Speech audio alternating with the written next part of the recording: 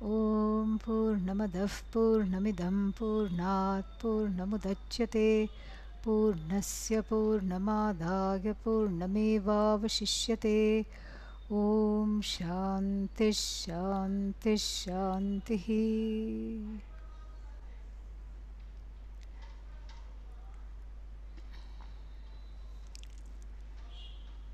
Atma va are Shrotavyah Mantavyah Nididhyasi Tavyah.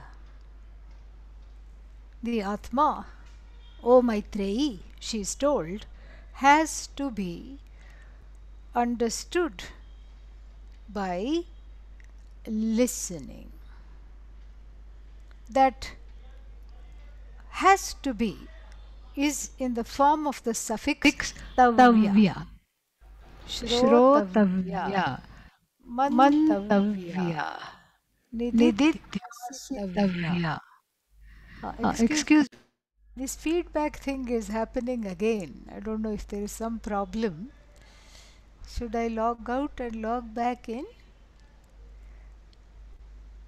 Seems to be okay now. We will continue. So this tavya means one must. One must listen to the Atma. One must mentate. Mentate means what? Coagulate in the mind if there are any doubts.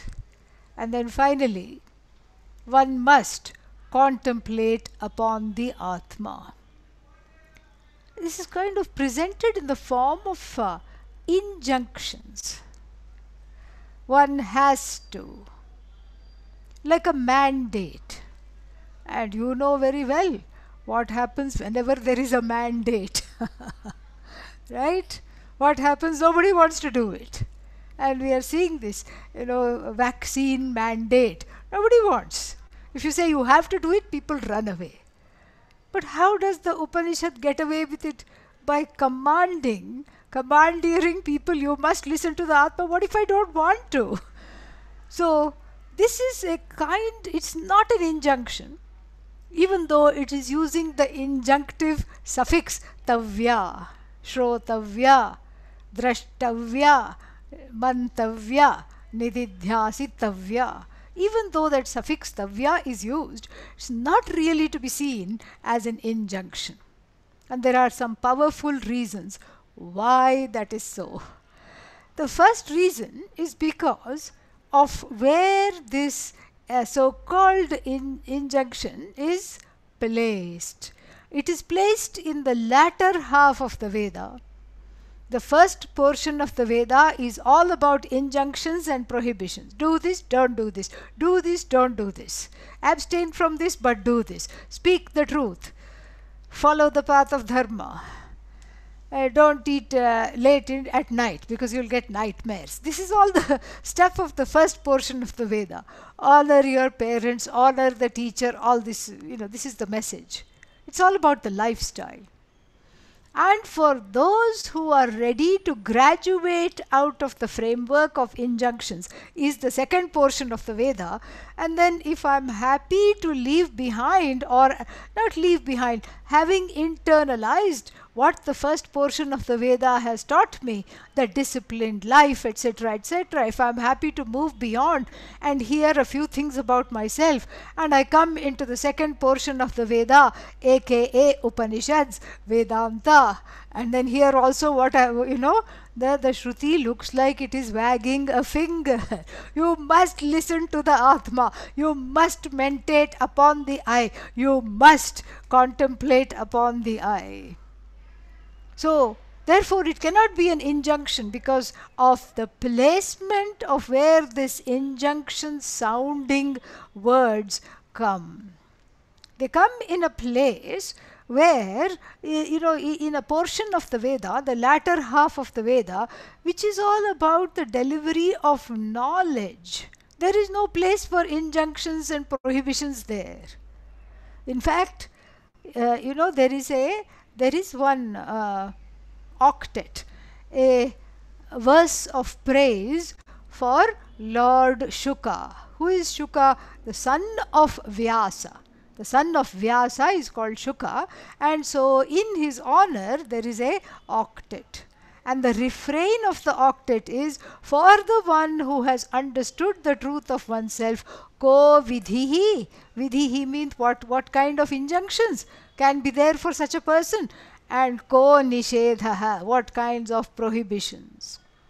Meaning, those are rhetorical questions. So for a person of self-knowledge, there is no necessity for either injunctions or prohibitions, because they have grown out of that framework to understand the truth of themselves as whole as everything.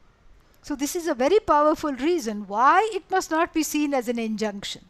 But yet it is using the injunctive suffix. So how else to see Shrotavyaha, Mantavyaha, Nididhyasitavyaha? The only other way to see it is as an inevitable fact.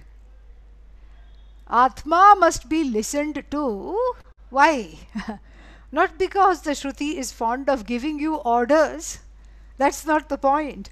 The Atma must be listened to because there is no other way of knowing it. So you better listen to it. So it's that kind of an emphasis. It's an emphasis rather than an injunction. There is no other way of understanding the I. And as soon as this is said, there is a little bit of an allergic reaction that can happen. Immediately one breaks out into hives, because we are accustomed to being, in a kind of a culture of choice. We want choice. Since age 2, we want choices. And, and the mother asks the 2-year-old who can barely talk, do you want cereal or do you want pancakes? And then child psychologists and people into early childhood education say that when the child is learning to speak, it will very quickly repeat the last thing that was said. Cereal or pancakes? Pancakes. Then you try it the other way around. Pancakes or cereal? Cereal. And so this is what the child does. So one is used to these kinds of choices. And we think our freedom is there because there are things to choose. What is this? What is there to do? Really? What kind of choices are there?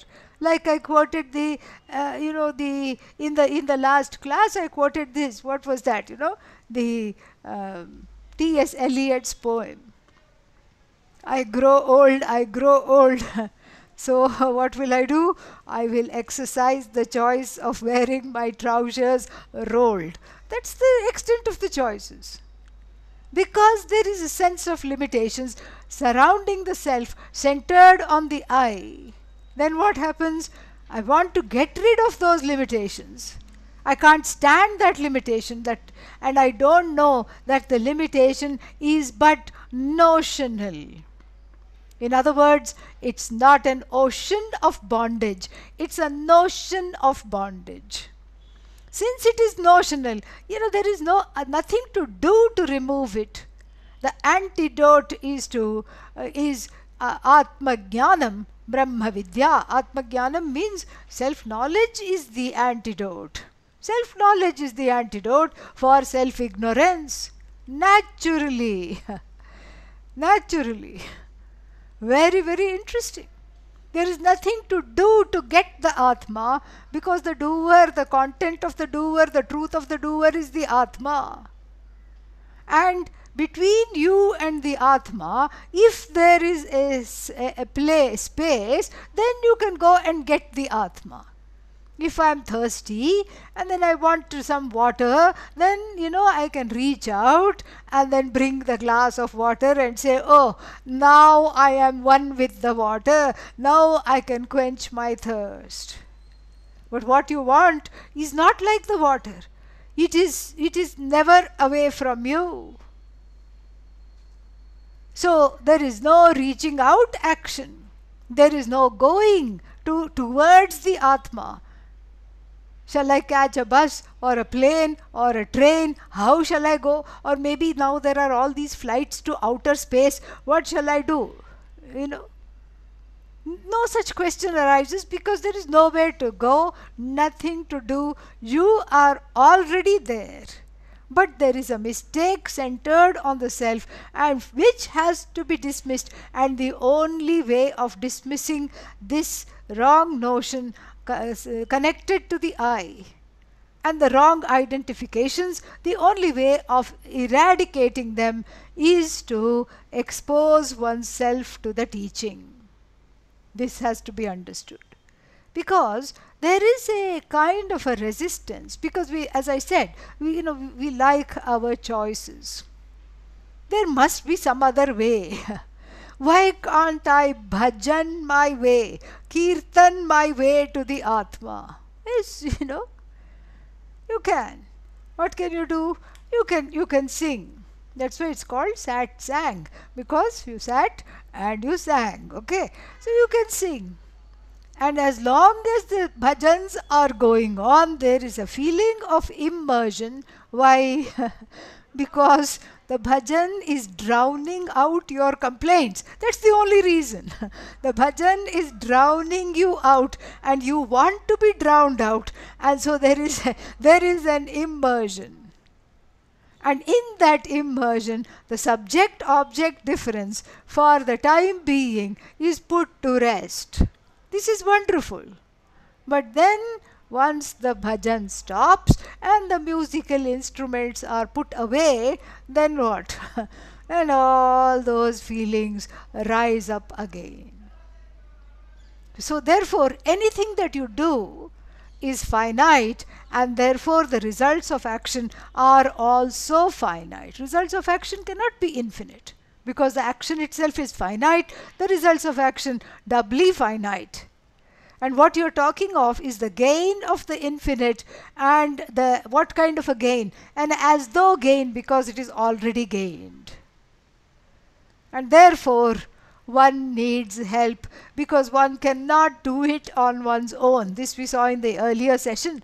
And then one needs help. It's intelligent to seek help, really. To seek help is intelligent, rather than keep going round and round. That is why the Shruti, the Shastra, the teaching uses the word Yajnavalkya through Yajnavalkya's mouth. Tavyaha means there are no options here in the matter of knowing. You must know, because not knowing is a very costly price to pay.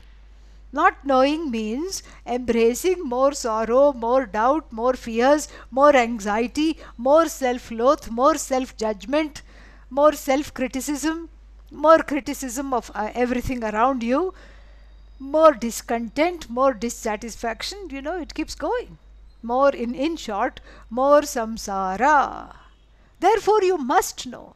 There is an urgency there. And why is there an urgency? Because being in the human body and human body-mind-sense complex, it is the perfect upadhi. Upadhi here means some kind of a, the container of this body-mind-sense complex. It's a perfect mode of expression in order to imbibe this knowledge. So why? Because unlike the animals which are programmed, consciousness is uninhibitedly expressed in the human body, which is human body mind, which is itself both a blessing and a curse. It's a curse because one is free enough to come to certain judgments about oneself, which the dogs and cats are completely free of doing. The dog doesn't say, I have too many spots and I look funny. Why am I like this? And dog doesn't say that.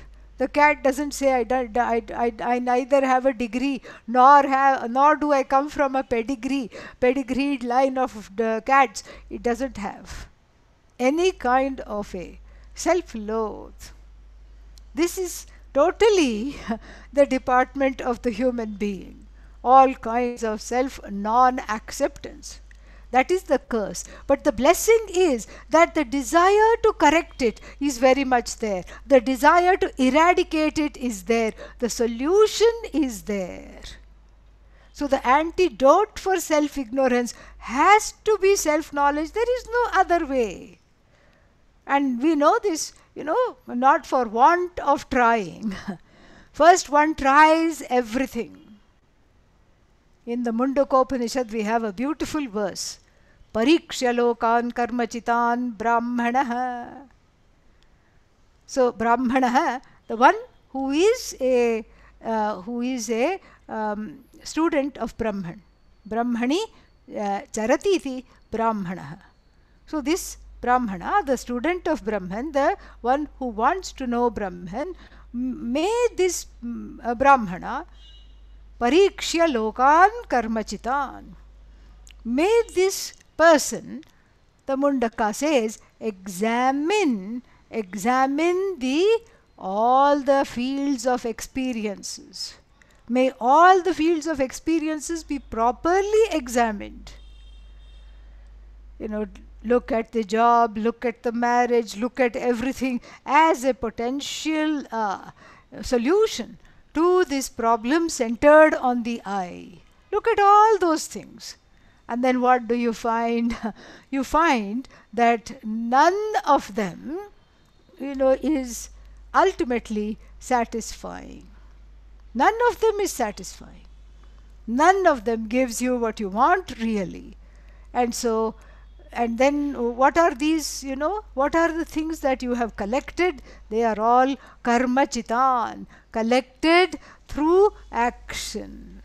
Chita, collected, karma, so karma bhihi chitan, so because of the karma, they are collected. And then what? And then these karmas, then you find that as you collect them, they dissipate. And as they dissipate, you have to work harder and harder to hold on to them. And in the process, there is a lot of disturbance and affliction in the heart, in the mind.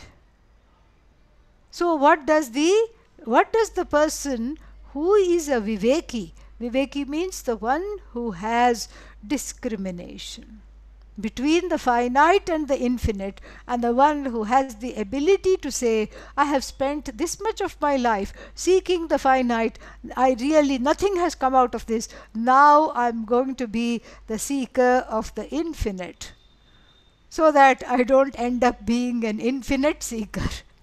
This is a very wonderful realization. It's a great realization. It's a very, very important understanding to have. And here in the mantra, that realization is the dawning of this realization is called Nirveda. Nirvedam ayat. Nirveda is, just boredom with everything. What about this? What about this? What about this? I don't think so. And why is the person bored? Not because the person is seeking new forms of avenues of entertainment, but the person is caught in a very unenviable bind and knows it. The person is infinitely reproducing the finite and yet wanting that finite to become infinite. I mean, it is just a impossible task. And so such a person, may the person gain, may this person who had Viveka now gain what is called Nirveda. And we may not know the word Nirveda, but we know another word which we have heard many times, Vairagya, dispassion. This is the dispassion.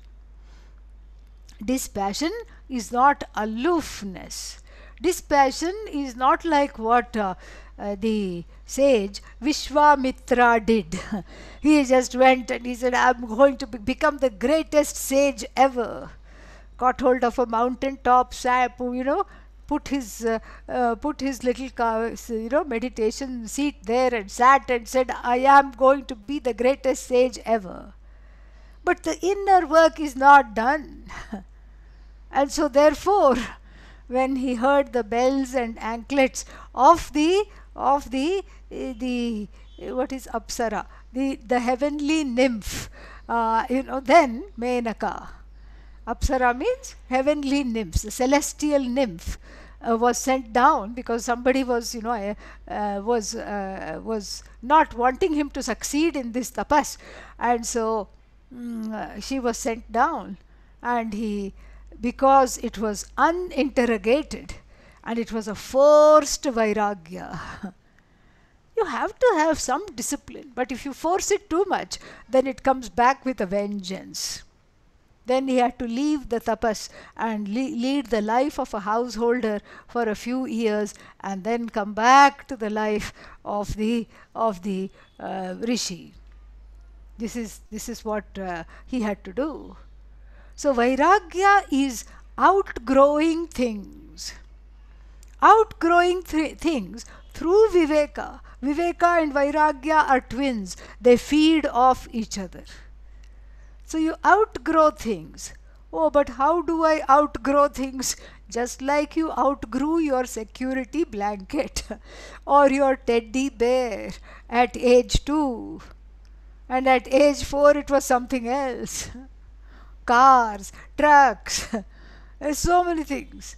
All of them you outgrew. And there was a time before you could not be without that teddy bear or that doll or that car. You had to, even if you went and visited somebody, you had to have that with you. Now you don't do that. You're not holding the car while you're listening to this Vedanta talk. So that shows that the Vairagya is something which is familiar to us. The question is to allow it to drop. You outgrow it. And when the sights are set on the biggest thing that there is in the universe, all things start to drop slowly, like leaves in the autumn. You can't force the leaves to drop. In time they will drop. In time they will drop. Nirvedam ayat. And for this nirveda, for this vairagya to come, one has to know something. It will come quicker and it will be stronger if this small thing is understood. What is that thing? Nasti akritaha kritena. Kritena karmana. By actions that are done, akritam, the uncreated I, is not possible to gain. So then the actions become useless, really. All actions become useless. Why? Because kritena karmana, by actions that are performed, I am not going to get the infinite, because karma is finite. Results of karma, karma phala, is also finite. So then what to do? So should I just sit? Simply sit? Well, I hate to break the bubble, but simply sitting is also an action. Because if you say, I'm not going to do anything, that's an action. That's also an action. Certain calories are consumed, even if you just simply sit. Very few, 4 or 5. But still, but that counts as an action. So therefore what? So therefore, the sages who channeled the Ishavasya Upanishad, upon which the Bhagavad Gita is, primarily based, Ishavasya Upanishad and Kathopanishad. So in the Ishavasya Upanishad, there is a wonderful blueprint to sanctify the action that one does and make it all kendrita, focused on gaining the adhikaritvam for this teaching. Adhikaritvam means to be the qualified student of this knowledge. What do I have to do? I have to have self-growth. I have to have emotional maturity. So let us harness the actions for gaining that emotional maturity. That is 9/10 of Vedanta. 1/10 is Tattvamasi, Aham Brahmasmi. All these words, wonderful words that we hear. I am that which is one with the cause of the universe. I am Bhagavan, I am Ishvara, I am one with everything. I am Asanga, all these things. That is just 1/10 of the job. 9/10 of the job is proper and correct preparation. And the correct preparation comes when it's not when you understand that the karma is not leading you to the infinite, because the infinite happens to be you, but the karma can continue. What can you do? You can sanctify the actions and direct it towards your self-growth and preparation. How? Well, you bring Ishvara into the picture. First, you disengage yourself as the agent of action and say, Ishvara is doing this. By the grace of Ishvara, this is happening. And then you disengage yourself from being the producer of the result of action, which you are not. And then you say, this is a blessing from Ishvara. This is what is called prasada, the same thing that you get at the temple. One day you go there and you get a laddu. Laddu is a round ball full of calories. Okay, it has sugar, lots of it, and it has ghee, and it is very rich. And so one day, and it's very rich and very tasty also. Unfortunately, it's very extremely tasty. And you say, oh, it is prasada, so it will not affect my diabetes because it is prasada, it's not sugar. I just have a little piece. And then 10 minutes later, the whole thing has gone. Where? Only the blood sugar will tell where it has gone. Okay, so the spike in the blood sugar will tell where it has its destination. So this is, this is prasada. Then the next week at the same time you show up thinking, laddu is coming. No laddu. Yeah, just a small little, round spoon, one ceremonial spoon of water with one tulsi leaf. Tulsi is holy basil leaf along with it. What? And you don't stand and fight with the priest. Hey, where is my laddu? I don't want this. The idea is that the prasada, it's there in every religion. Every religion, even in in the Catholic Mass, they give some. They say some kind of a bread, but it's not bread. It has come from Christ. No, it is the body of Christ, and the wine is the blood of Christ. And so you don't fight with the person who is distributing it, saying that one got more wine and more of this, I got less. Whatever is in your share, you learn to partake with grace and integrity, with a sense of acceptance. And here, as soon as I say acceptance, then people think, oh, where are my choices? I want to change. Change, please. Well, I can't change so many things. Okay, come to Vedanta. We are talking of the things you cannot change. If you want to change, change. But there are many things, starting with your own skin color, that you cannot change. This time, this is the body that you're born to. This is the parentage that you're born to. Whether you like it or not, these are your siblings. And this is who all this is not accidental. This is who you are in this particular lifetime on the empirical level. It is not accidental.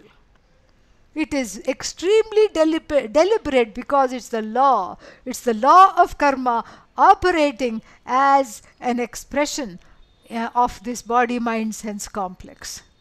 The indweller is I. That I is Ishvara. And so, indwelling this body, mind, sense complex, the I starts to wrongly identify with every problem with the body, every problem with the mind, and every problem with the senses, and needlessly suffers. Therefore what? Atma va are shrotavyaha. Therefore the Atma must be listened to. So this Nirveda comes, that it is the uncreated I cannot be gained through action that are created, that are finite. And when that realization arises, this is a very, very auspicious moment. When that realization arises, then what to do? Tad vijnanartham. Vijnanartham means not to do, in order to know this.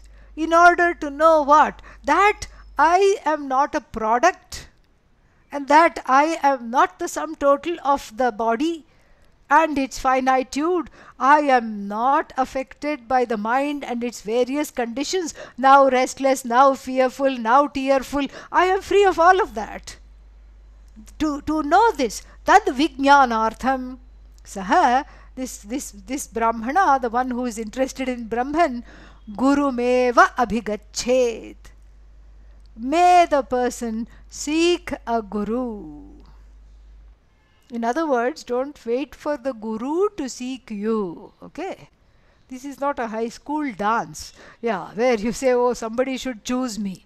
No choosing happening.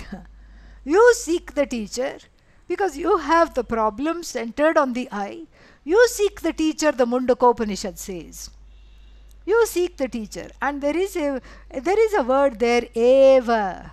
Again, just like the suffix tavya, the eva means only through seeking the teacher and studying with the teacher, exposing yourself to this knowledge.